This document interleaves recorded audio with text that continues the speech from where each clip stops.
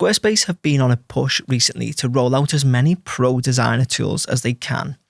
And one of my favourites, which isn't the newest, but it's still really useful, is the ability to pin blocks. And in this video, I'm going to show you a really simple way to pin a block and then how to edit it from there. So on our site here, you'll see I've got this template set up and I've got this image off to the left.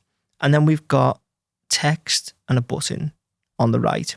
And I've multiplied that or duplicated it. Now you'll see when we go into the preview window, this will go up and then there's all this blank space here. What I'd like to do is keep this image fixed and then have everything scroll next to it. So what I would do is I would go into the editor.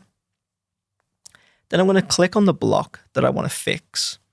So click on it here. And then all you have to do is click this pin icon here.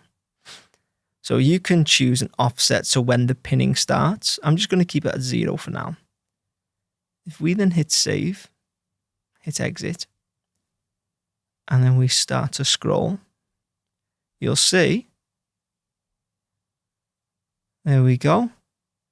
Now what we'll do is we'll create a little bit of an offset because basically you can see it hugs the top of the browser window. So let's say we go back into pin, we click on it, and we say I want to offset it by 20. Yeah, do 20px. So we'll save that.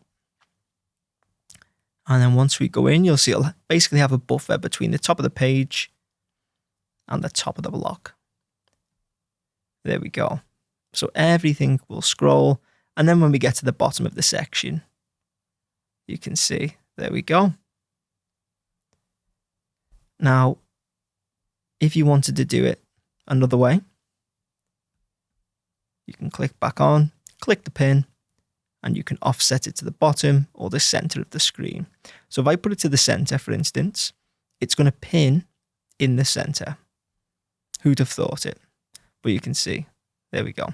It basically pins throughout the center of the screen, and then it carries on when we hit a new section. Same goes for the bottom, so I'll just show you that quickly. Click here, click on the pin, click on the bottom,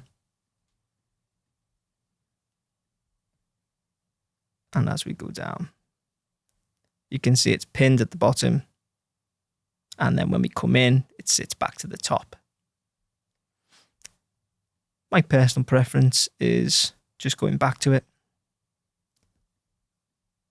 Pin to the top. And let's give it a bit more. Let's just say, keep it in the 40s.